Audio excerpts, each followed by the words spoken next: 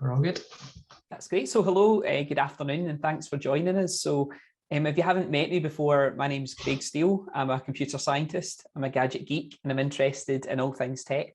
And as Liz said, my company, Digital Skills Education, what we do is we offer hands-on workshops and training on all things digital. So everything from helping boost people's confidence at using technology to helping improve people's personal cybersecurity, but also on projects like being creative with cutting edge tech. But I also have a background in youth work as well. 10 years ago, I started setting up and running a series of coding clubs for young people called Coder Dojo. And I've also been a board member and trustee for 2 youth organisations in Scotland, Youth Theatre Arts Scotland and Scottish Youth Theatre. And running the session with us this afternoon, co-hosting it, is Daniel. Hello, Daniel. Yep. Hi, Craig. Hi, everyone. Thanks for joining us. My background is a bit like Craig. It's a bit of a hybrid between tech and education. I was originally an engineer, and then I've been working over the last sort of 5 years in helping people improve their cybersecurity and digital skills, just basically helping them feel more confident and a bit more secure when using technology. So Craig and I, we've run workshops with thousands of people across the UK and around the world, and a lot of the work we do is aimed at young people, whether that's through schools or also in a more informal setting. But it'd be good to kind of learn a bit about who it is that we've kind of got on the session with us today. So I think we've got a poll we can launch here, Craig. Yeah. You all right to launch it? I can. Here we go. So we'd like to know what it is you're hoping to get out of the workshop today. What was it that kind of got you to sign up? So you can choose as many or as few of these as you'd like. So is it actionable advice about how to be more cyber resilient yourself? Is it to have a better understanding of cyber resilience and how that affects youth work? Or is it how you want to have a bit of a discussion, which we'll be having later, about how youth workers can help young people improve their cyber resilience? So I can see a few of you have answered that already. That's brilliant. And we're hoping today's training as well will be quite interactive. So if there's any points that you want to ask something into the chat, you can do that. You can put your hand up, you can talk to us as well. We'll be collecting all this stuff because this project, this is our first one in a series of what's going to be like a mixture of helping people upskill, but also finding out what people in the youth sector would need or want in terms of cyber resilience as well. All right, Daniel, I think we've had the results in. So it looks like there's a bit of a skew towards our sort of discussion about how youth workers can help young people. So we'll maybe spend a bit more time on that, and we'll go through the training a wee bit quicker, but we'll still cover all of these 3 things because there's obviously still a bit of interest there. Great, thanks, Daniel.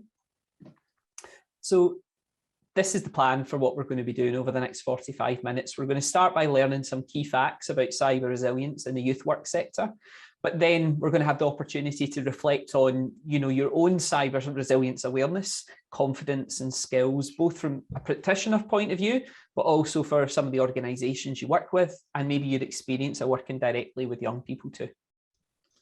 So all the advice that we're going to be sharing at the session today is based on authoritative sources. So everything we're covering is based on National Cybersecurity Centre advice. So that's the government agency that's responsible for cybersecurity in the UK.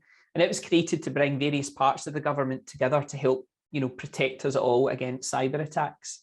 So yeah, this advice that we're given, this is not our advice specifically, this is coming from a trusted source as well. But I just wanted to point out, when it comes to cyber resilience and youth work, what could you be expected to do as a youth worker? Well, the first thing is you don't need to be a digital expert. You don't need to be someone who is using technology all the time or knows how to use lots of different things. You can actually make small changes to cybersecurity that will make a big difference to an organization's cybersecurity. So little things that you can put in practice that actually make a big difference. It's also not about scaring people this session today, and that's kind of Craig and I's kind of approach to cybersecurity. It's not about scaring people. It's about giving people more confidence. It's about giving them the knowledge that they need to feel empowered about making good decisions around cybersecurity. Yeah, because it seems like every day in the moment there's a story in the news about a company being attacked by hackers or personal details being stolen. And we know nowadays that all businesses are going to rely on technology to help operate. So whether that's like storing records or allowing staff to communicate with each other or making payments to suppliers, we all need technology to do our jobs. But by improving their cyber resilience, individuals and organizations, the idea is you want to reduce the risk of you being involved in a cyber attack. But just, to be really clear, Daniel, what is like a cyber attack? Yeah, so cyber attacks, when someone, usually a cyber criminal, tries to sort of maliciously damage, disrupt, or get access to some kind of computer system. So what do we mean? Well, damage, that might be deleting a database, deleting files, maybe even stealing copies of files, things like data breaches. Or disrupting, that could be something like a denial of service attack. So that's when someone uses a program to visit a website from loads of different devices at the same time, basically to try and overload it to make it just not be able to cope and then fall over or go down. Quite often this happens innocently during things like sales. So maybe on like Black Friday or Boxing Day, you see websites having queuing systems. That's why they're doing this, is to stop that.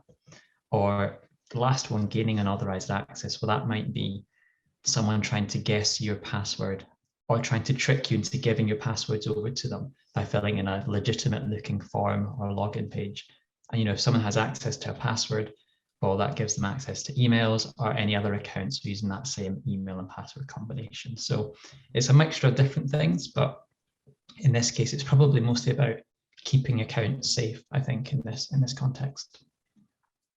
So what is the cost then of being involved in a cyber attack? Well, this is some information from the DCMS about cyber attacks on third sector organisations. So youth organisations would come under this.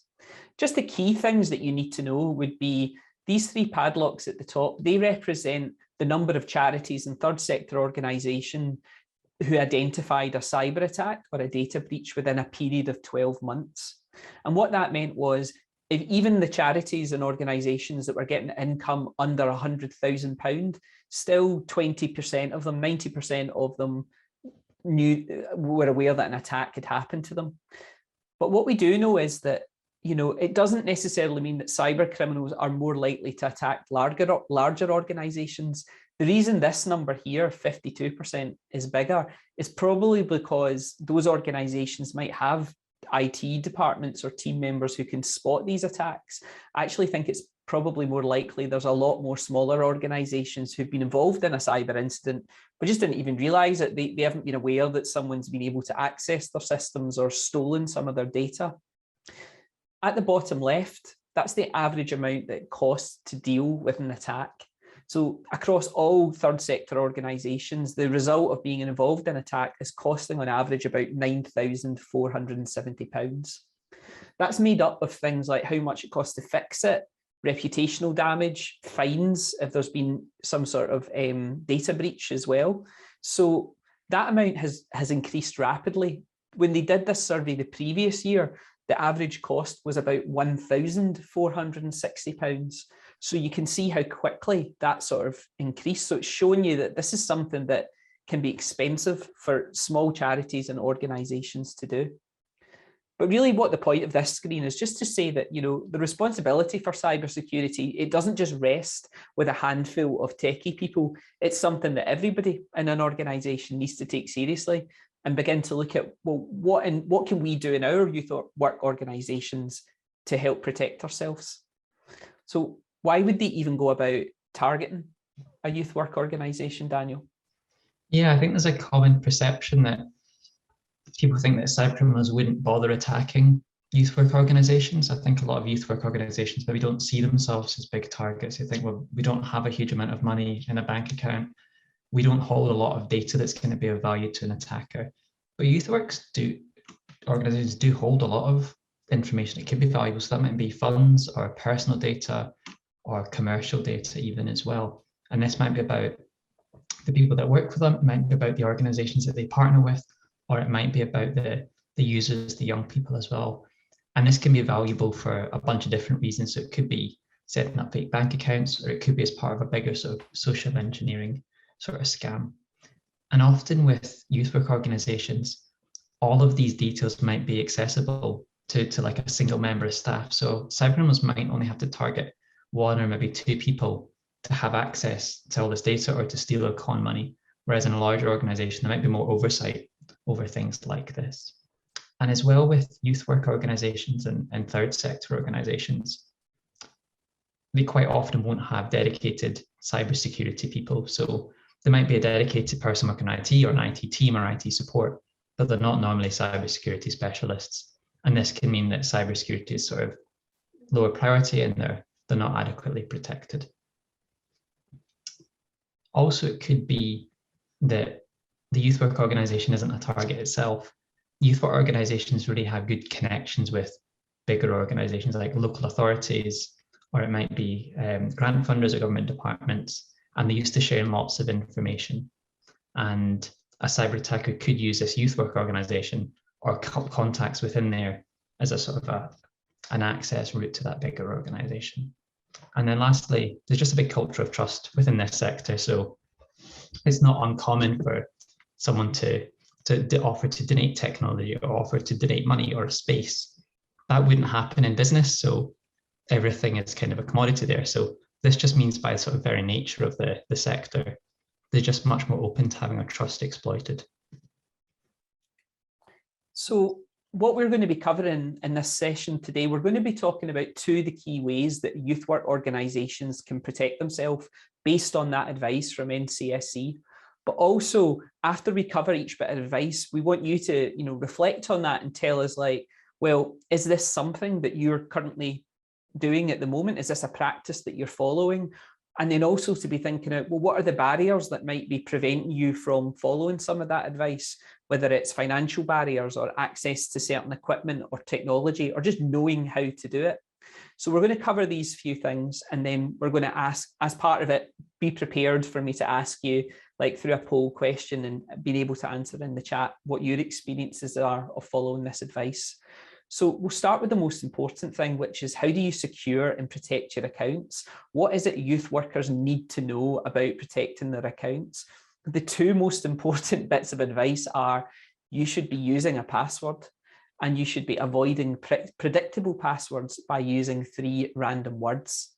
Now that first one probably seems a bit obvious, use a password, but actually that's your first line of defense. There's so many situations where maybe a computer hasn't had a password on it, or a phone or a tablet or something that's been used hasn't. So that's your first step. But then to avoid predictable passwords by using 3 random words. So what's the best way to choose a password, Daniel? Yeah, so when you're choosing a password, you want something that's going to be easy to remember, but you want it to be difficult for someone to guess. And the current recommendation of how you should do that is to use 3 random words. It's called the passphrase method. This is what the National Cybersecurity Centre and loads of different independent security researchers recommend. And the idea is you choose 3 random words and then you smoosh them together to create your secure password or passphrase. And the reason why this is a good approach is because what makes a password difficult to guess is the length of it. And that's because cybercriminals use software called password crackers to try and break into accounts. So you might think, okay, like a person might only be able to guess 1 or 2 passwords a minute. A password cracker could be able to guess tens of thousands of passwords in a minute. So the longer that password is, the more difficult it's going to be for that computer to do it. And that's why 3 random words is a really good way of doing that. And here's a sort of example. You can see as the password gets longer, the amount of time it would take an average computer to break it increases at like an exponential level to a ridiculous amount of time, an unreasonable amount of time to break. Whereas if it was like 8 or 9 characters, it would be within days or weeks to then be able to get broken, which is a much more reasonable time that a cybercriminal might actually wait. So the first step of the NCSE guidance is that you should have a different password for every account that you use, and your password should be made up of something like 3 random words. Now, you mentioned as well, Daniel, you might put numbers in them, you might put symbols in them as well, but ultimately you want 3 random words. The other way to protect your accounts is to use another feature that's built in called two-factor authentication. So two-factor authentication is a way that you can stop hackers from getting into your account, even if they know the password for that account. So basically what this feature does is it asks you for an additional piece of information to prove your identity when you're logging in. So you've probably seen that before, like a code that gets sent to your phone. So to get in, you need your password, but you also need that extra code to log in. This is something that we've probably all got for things like online banking. Maybe you've set it up for some of your other accounts as well, but actually you can use it for lots of different services, and it makes a big difference in terms of security. I was going to show you that, Daniel, that's just the kind of thing that it looks like. You've probably seen this type of thing before. You go to log in, it sends you a text message. It's not always called two-factor authentication though, Daniel, is it? No, it's got a bunch of different names, which can make it somewhat difficult to find in the settings. But if you look for two-factor or two-step verification, or even one-time passcode or multi-factor authentication, these are all the same thing. But it basically means if you log in on a new device or one you've not used for a while, it'll ask for this just extra piece of information. And basically what they're checking is, do you have physical access to something that there is only one of in the world and it's probably on you? And that just makes it so much more secure. So even if someone does find your password, they wouldn't be able to get in without your phone, for example. And that's why this is such a good feature to turn on. And it is easy once you find it in your settings, once you figure out what it's called. So the two key things to do with protecting your accounts, and something that we should all be doing from a sort of work point of view, but also encouraging young people and people we work with to do, is to be using different passwords for every account, making sure that they're strong passwords, and turning on two-factor authentication. But what we're wanting to do at this session today is kind of like check the pulse of like what's the current situation in Scotland in terms of youth work organisations. Do you currently follow this advice? Is this something that you currently do? And if not, that's all right too, because what we're going to do is we're going to look at, like, you know, where are we at in terms of this level of cybersecurity? So the question is, when it comes to keeping your account secure, do you currently do things like different passwords for every account and using two-factor authentication? Let's give people a few seconds to do that.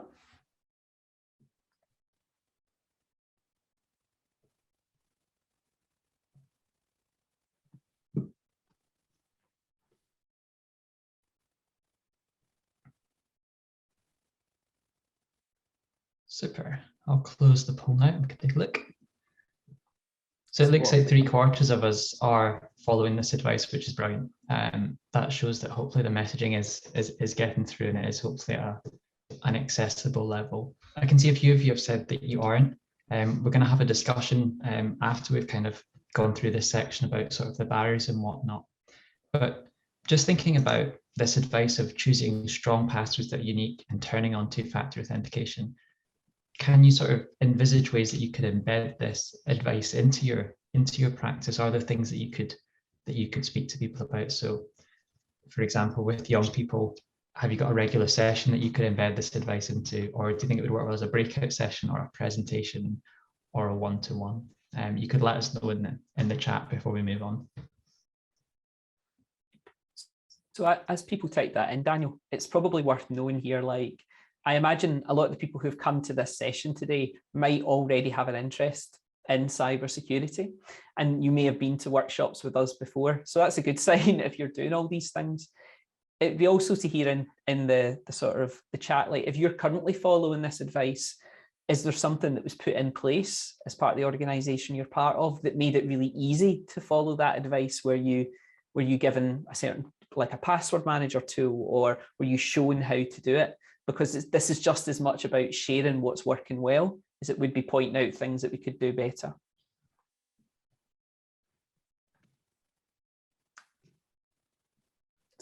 Or you can put your hand up and talk to us directly. We don't mind that either.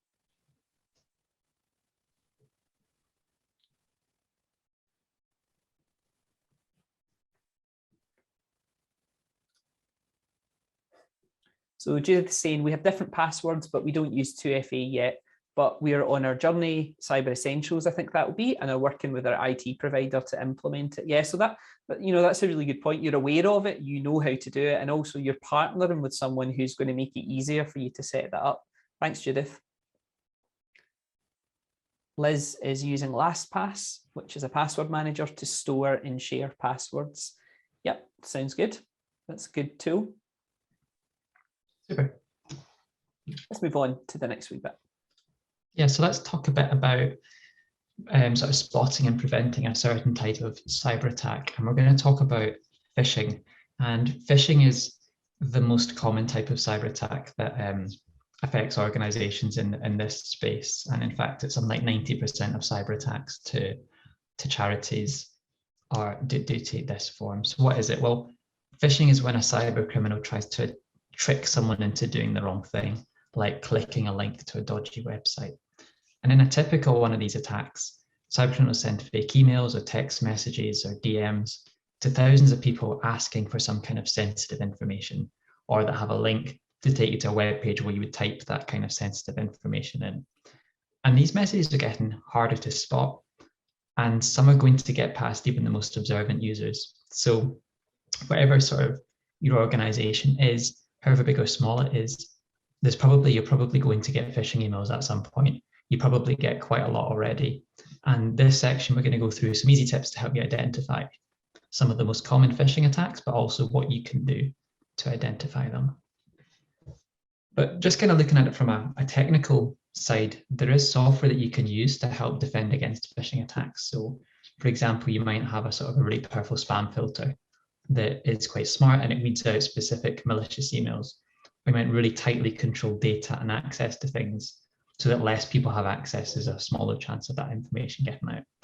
But setting up these tools requires expertise, time, knowledge, and quite often youth work organizations don't have the IT staff or the time or the knowledge or the money to be able to implement all of these. But there are some other things that you can do instead, Craig. So some people might say that the charity or youth work or third sector staff, trustees or volunteers could be the weakest link in terms of cybersecurity, but they are also your strongest chance of defending against phishing attacks. And phishing attacks are the start of every big type of cyber attack in the UK. So basically we need to think about, well, what can we do then to make our people our best line of defense? And one of the best things that youth work organizations can do is learn how to spot what an attack looks like. Now, it's probably similar to things that you've seen online, but it's not going to necessarily look dramatic or scary. What it could look like a message that you've received, a text message, an email message, a WhatsApp message, or it may take the form of a friend request, or it might even be an advert as well. All of these are examples of phishing. So that's, if you haven't seen it before, phishing with a PH, and it means that someone is trying to fish that information out of you, get you to click on something. So the National Cybersecurity Centre have got some key advice that what they say is everybody in an organisation should be able to spot a phishing attack. So what's their guidance, Daniel, in terms of these indicators? Yeah, so they've got 3 indicators that you can use basically like a checklist when trying to decide if something's dodgy or not, or if you're kind of not sure. Have a think about these 3 things. And the first one of these indicators is authority. So almost all phishing emails, messages, scams, etc., they try and make themselves seem important and trustworthy. And that's to get you your trust. So they might pretend that they know you, or they might pretend to know like your manager or something, or they might imitate someone that you would normally trust. That might be like a local authority or a bank or a government department, someone that you'd expect to be asking for things from you. Next one, Craig, is urgency. Yeah, they try to build pressure or distress. So they might do something like set a deadline, or most likely try to rush you into doing something so that you don't have the time to think about it clearly. They might threaten you with fines or say something bad might happen, or they might even threaten to just close your account, or they might say, oh, you need to contact us immediately to sort out this problem. But these are all about trying to make you do something right away without thinking about it or talking to other people about it. And then the last one of these indicators is emotion. So, quite often cybercriminals might use threatening language and make you sort of panicked and fearful, or tease you into wanting to find out more. But sometimes as well, it's not necessarily a negative emotion. Sometimes we're more receptive to more positive things or helpful. So maybe if something makes you feel curious or hopeful, or it's like someone trying to help you, that might also be another one of these indicators. So don't just think about emotion as a negative. If you spot one or more of these things, or a combination of them, that might make you suspicious of a particular message, and that might be the kind of giveaway that this is actually a phishing or a social engineering scam. So let's think of it a bit like a checklist for a social engineering attack. And Craig, I think we've got an example here that we could test it off of. So yeah, so this is from Twitter. So this is a tweet, and someone tweeted, Ryan's PlayStation network has been hacked and they've managed to spend £105. And then it's got lots of crying emojis. So the social engineering attack here, the phishing message, is the reply that's come to this woman. And this account has said, go inbox direct services 1 on Instagram. He got the best service. He is fast and reliable. He helped me to recover back my hacked account. Okay. So if we were to think about the authority, urgency, and emotion here, what's the authority, Daniel? Who are they pretending to be? Yeah, so my immediate thought with authority is you'd expect them to maybe trying to be from like Sony or PlayStation Network, but they're not. But there is another kind of authority that they're trying to get across, and that's like a fellow victim, someone who knows something about this and is able to help. So although the authorities may be a bit hidden, I think there's definitely some kind of things like this. They've said some stuff like, help me recover back my hacked account. Mm-hmm. So yeah, I think there's definitely that box is ticked. And the urgency there is, you know, they've tweeted them right away to try and get them to do it quickly. You can imagine that this person, maybe they've already tried to contact PlayStation, but they've not heard back from them yet. So they're feeling a bit like worried and anxious. You know, you can see that with the emojis. So that's the urgency. They're saying, oh, you should inbox him. He's quick and reliable. He'll get it sorted before you lose any more money type thing.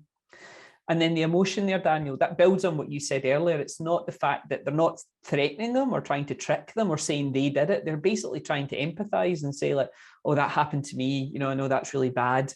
You know, why don't you email this person and they'll help you get sorted out? They're trying to show that they're concerned as well. So it's worth remembering that all these sort of phishing attacks, cybersecurity attacks, don't always look like a cyber criminal trying to attack someone and being threatening or stealing something. It might look much more human because ultimately, as humans, we're the ones that's going to fall for these techniques as well. So thinking then about this part of cyber resilience. So we're talking about defenses against phishing attacks. Do you currently follow this advice? Does your organization that you're part of follow this advice? And into the chat, you can tell us like the same answer to that question we said earlier. Is there ways that you could embed this into your practice? Is there some good examples of your organization that you've been part of doing this type of thing to help you mitigate against this risk? Yeah, that might be giving you examples and talking through it, showing you things that have actually been sent to similar people, or it might be writing these messages yourself to try and, as if you were trying to get into that mindset, like, is there anything that you kind of been supported or given good advice to you that you're able to kind of follow around spotting these kind of attacks? So I'll give the said that 10 seconds. Yeah, Ailey said that they have training sessions to help spot examples. It's almost like a hazard perception test. Yeah, you can imagine that, like sitting in front, like bring up 10 emails. No, that one, click in time. I mean, I've even like, there was one I got the other day and I was clicking on it and reading it and I was like, oh, hang on a minute. It took me 2 or 3 minutes to realize that wasn't an actual text message that came in. So, all right, Daniel, what have we got? Again, seems quite positive that it seems that people watching are kind of aware of the things to look out for, that kind of emotional trigger or the authority and so on, and the urgency. So that's really good to Karen hear. said that they have interactive presentations where they're asked to practice different examples to pick out any scam messages. That's good to see. This is quite reassuring as well, because like these are the most fundamental things that any organization should be doing. But in reality, we know that most businesses are not doing these things. Most businesses are not putting a good password policy in place. Most businesses are not using the sort of phishing practices, or staff don't feel as if they know what they should be doing in those areas as well. So that might be a good thing then, that the youth sector in Scotland is already aware and practicing some of these things. And that leads us on to the sort of next section now. Oh, I think Daniel, another comment's coming from James. Yeah, we've had a couple of emails from, so Kate's saying that they get a lot of phishing emails. And I'm interested to know, Kate, do you feel that these have been sort of targeted specifically at you personally, or at the type of role you do or your organization, or do they just feel like general emails that could go to anyone in particular? Because yeah, that can be targeted at me, at my job, my organization. Yeah, lots and lots of training opportunities from me and my organization. So I don't know why I get so many.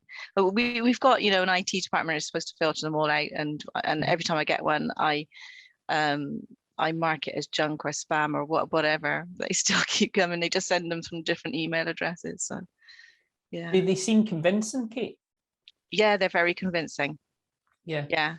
Because I think that there's a perception sometimes that it's always some sort of foreign prince with £1 million to give away, and that, like, it would be easy for someone to spot. But it sounds as if, from what you're saying there, like, it's been like they knew your name, they knew your job, yeah. They knew what types of things that you might do. Yeah, it'd be, you know, hi Kate, we've got a youth work training opportunity coming up next month. We thought that you and somebody in your organization would like to attend. It looks very authentic. So how did you know then? How did you know it wasn't real? Oh, I just looked at the email from, you know, who it's from, and it's not an organization that I work with or I deal with, so I just assume it's junk if I don't recognize the email address. Yeah, but it is quite difficult sometimes, and sometimes it's like really good things that they're offering. It's like, oh yeah, I'll go on that training course. Yeah. So yeah. Please come to Hawaii for this weekend. Absolutely. Free, you know, free travel. No, it's not even like that. As you say, it looks really authentic. Yeah. Liz, you've got something to say. Yeah, we get quite a lot of quite tailored phishing. We have quite often emails which seem like they're from Tim. Right. Which say they're from Tim. They don't, if you look into them, don't seem like that. But you know, like, I need to do a quick task. I'm in a meeting. Can you just email back? And they like often, I think with spear phishing, it's really common. They often come like at times when you're likely to be like traveling, or the evening when you're maybe checking your email on your phone, but you're not paying so much attention. And we get loads of them. Yeah. Caroline and Ailey have both commented as well. Caroline saying that, you know, I'm quite bad for ignoring email that I think are phishing but aren't. So like, you know, being aware that suspicious, but then someone emailing you back and be like, oh, like they are real or whatever. And then Ailey's asking, you know, do hackers build a profile of you to be able to tailor their attempts to hack you? The answer to that is absolutely. Yeah, that's exactly how most of it happens. So Liz mentioned a phrase there called spear phishing, which is a very, it's when you target a specific organization or someone that works at that organization, and you can tailor your email to be exactly like how many of us are on LinkedIn. We would be able to find out what the person's role or what the person's job is. So it could be quite easy for someone to email someone at YouthLink and say, oh, I was speaking to Hillary yesterday about the conference tomorrow. She said that you were going to pay for whatever it was, the sandwiches that were being delivered. This is the invoice for it. And things like that are so reasonable, that are so likely to happen, that people go through with it as well.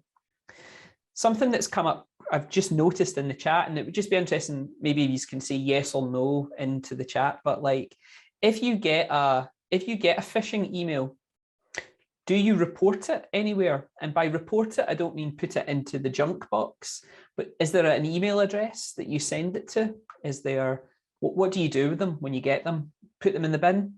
Put them in the junk? What exactly do you do? It'd be interesting to hear. I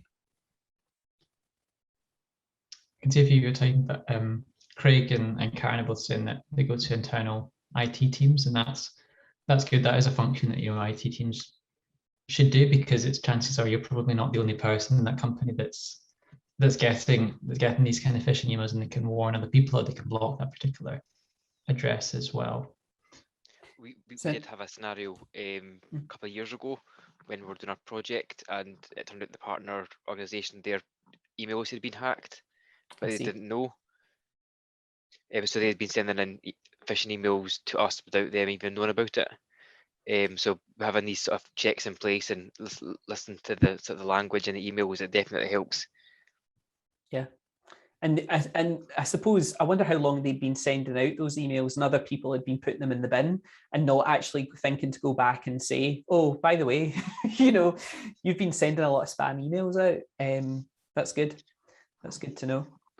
So it's interesting. There is Daniel, this is something that we're going to be doing a more full consultation on the early March. I think it's the 3rd of March. I've got the thing later in my notes. But Daniel, there's something else that people can do that would be really important to know. Yeah, so there's an email address that you can forward suspicious emails to. So it's report@phishing.gov.uk. I'll put it in the chat. I'll type it in, Daniel. Perfect. And this is more for your personal email address, or if you're doing it for a charity or something that doesn't specifically have an IT team.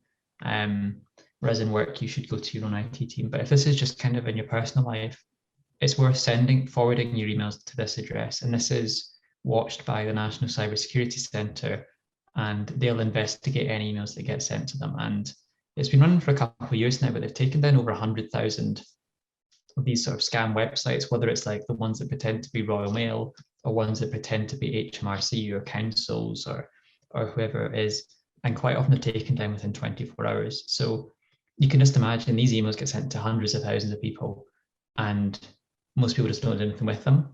But if you report them and then the government takes them down very quickly, then it means chances of the web page might be gone by the time someone more vulnerable and more susceptible to kind of sort of falling for it.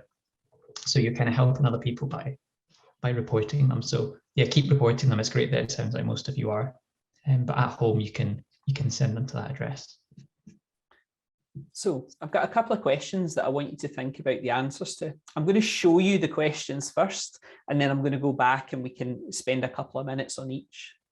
So the first one is about thinking about your own practice as a youth worker. I want you to think about, are there any barriers that would stop you practicing the stuff that we've been speaking about today, or recommending it to young people? So that's the first question I'm going to get. We'll come back to this. Then I want you to think about it from an organisational point of view. What kind of support would make your organisation more cyber resilient? And then we're going to finish by saying, thinking about the young people you work with, what are the big cyber resilience challenges facing them, and how can we support them? So I think, Liz, you can guide us along in how long to spend in each one, and if there's anything that you think should draw out a bit more. But should we talk about that? Let's think about this one first, about your own practices. So are there any barriers that would stop you practicing the advice that we're putting forward or recommending it to young people? So you can type in the chat, or you can put up your hand and talk to us. Caroline, hello. I'm thinking about it as a kind of on an organisational level. So for me personally, like I do a lot of the things that you've talked about, but we have shared accounts. So like social media accounts and all that sort of stuff, where changing the passwords regularly is great, but not everybody's as tech savvy. So it can be quite time consuming and difficult for people. And I just wondered if there's kind of easier ways to do that, or like how do you share passwords around the whole team with, you know, and still keep them secure and things? Yep. So like knowing how to, so recognizing that there may be times when you need to have a shared account or a shared password, and how can you be sharing those passwords securely?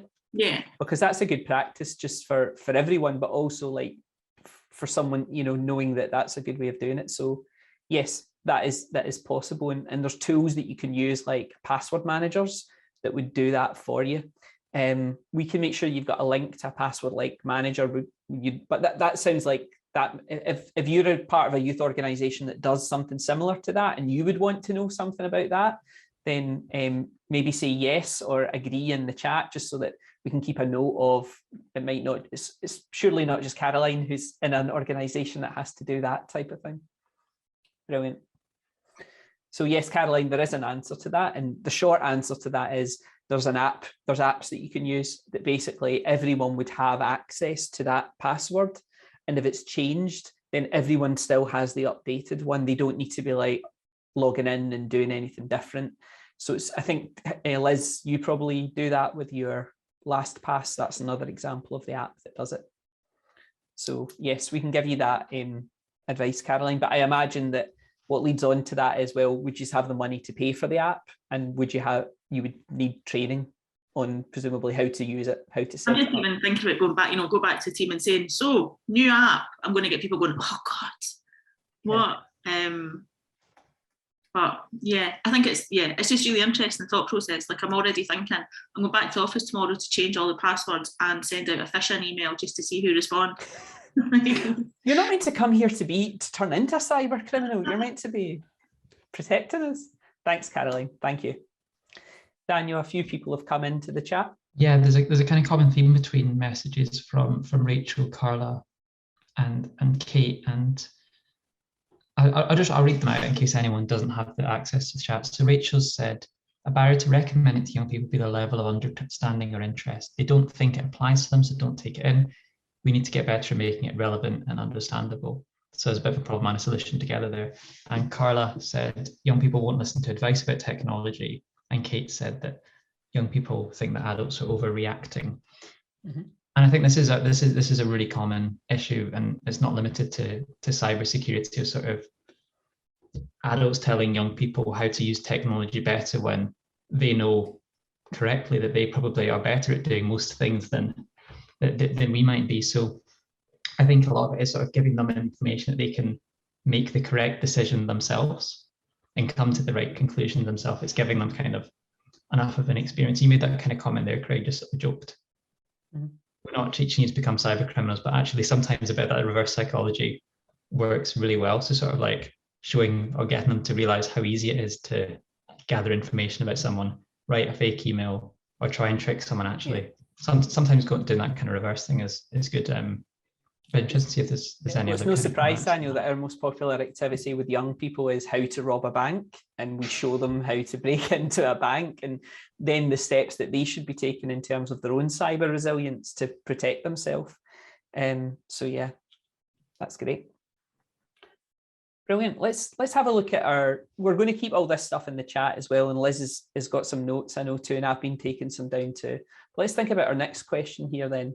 So thinking about your organisation, what kind of support would make your organisation more cyber resilient? And that could be, it could be support in terms of training, skills, knowledge, money, hardware, software. Time, access to expertise, yeah. What kind of support would make your organisation more cyber resilient? It's interesting, while people type this as well, when we talk about cyber resilience, what we're recognising here is that at some point we will all be involved in some sort of cyber incident or attack or breach, but it's not just protecting yourself from that, it's knowing how to recover from it. Like, how do you get the stuff from your backups? How do you get your computer systems up and running again? There's certain organisations in Scotland who've had a real disaster, not so much through their cybersecurity, but from their ability to recover from it, like getting back to work, getting back into their systems. So that's all part of resilience.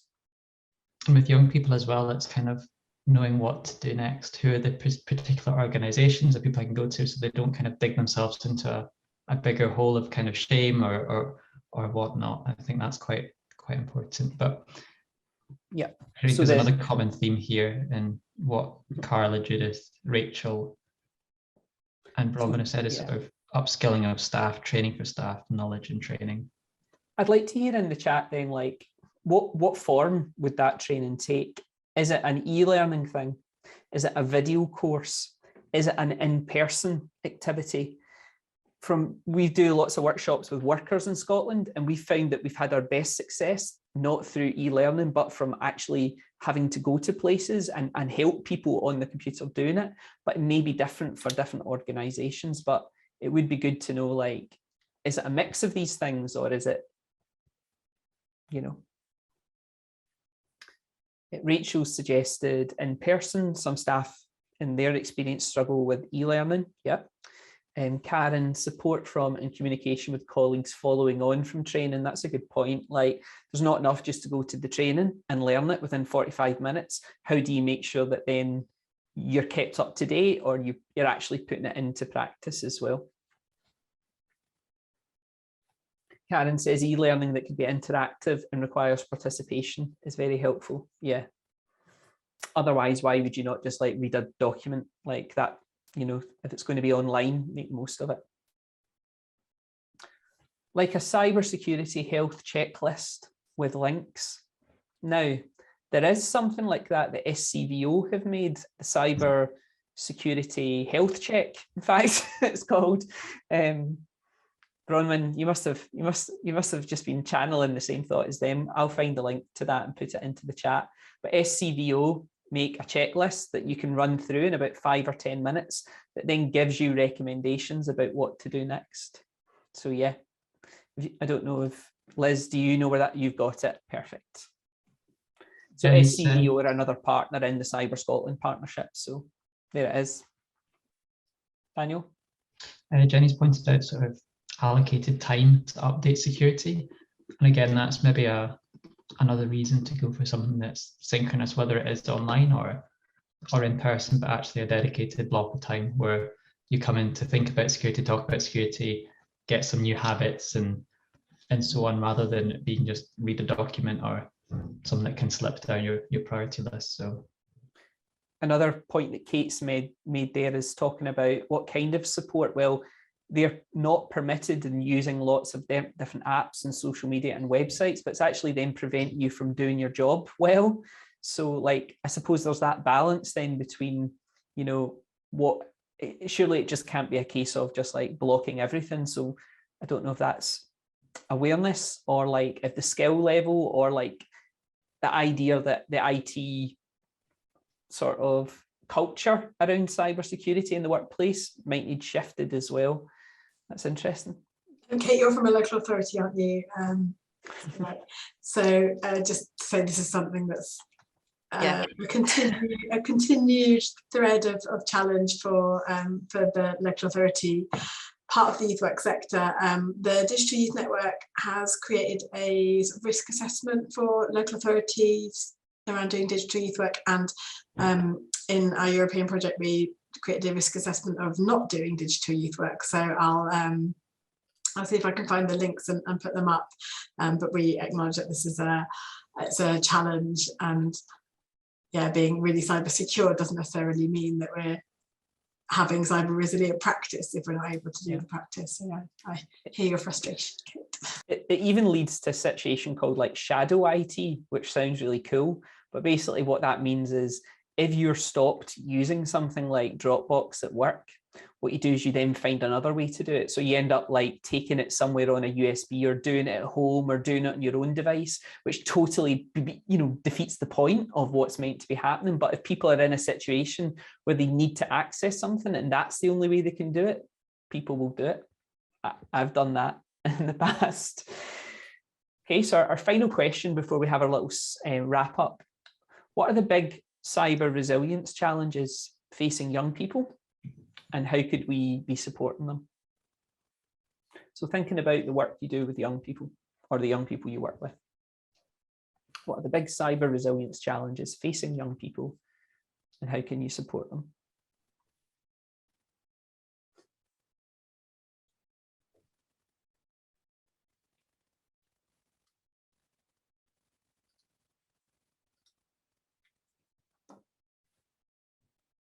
I can see that's got you all typing.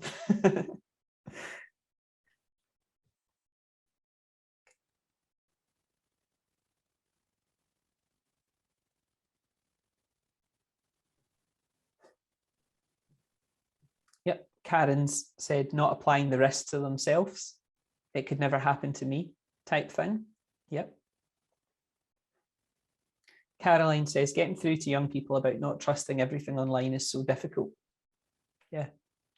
And yet we think that, you know, young people now wouldn't fall for things online or wouldn't be taken in, but actually kind of what you were talking about earlier, that sophistication of the way something could be presented and made to look and seem convincing, whether it's a YouTube video or a social media post, can look real, can look convincing quite easily nowadays. few more coming in. Daniel, I'll let you do something. Yeah, so Carla said it's quite naive thinking that anyone messages them will be a friend or that they're a mutual friend. So sort of like not, again, assessing that risk from their kind of point of view. And Roman said knowing the why, but then applying it. And Karen saying try to get them fact checked, not using it and then sharing the password with their friends. Yeah, I think a lot of this is kind of the messaging that goes around security. Sort of, I think cybersecurity is maybe treated a bit like drugs and alcohol, the relationships were in schools maybe 15, 20 years ago, where it was more sort of abstention based. It was less about having a healthy relationship and understanding things. And I think with technology, it can sometimes still be quite old school and it's out of touch or maybe not quite relevant to the young people. Great. We're coming to the end of this session, and I'm aware that you're going to want a break before you go into the panel session. Me too. So I'm going to make sure that we're wrapped up by then. So the next steps are, we're going to be having a full consultation session on the 3rd of March at 2 o'clock. Liz will have the details for how you can sign up to be part of that. But I would like to invite you, but I would also like you to invite other practitioners or members of your organisation that you don't think would sign themselves up necessarily, but would have something to say about this or would be, to get their views as well, so that we're getting a good spread there. And if you've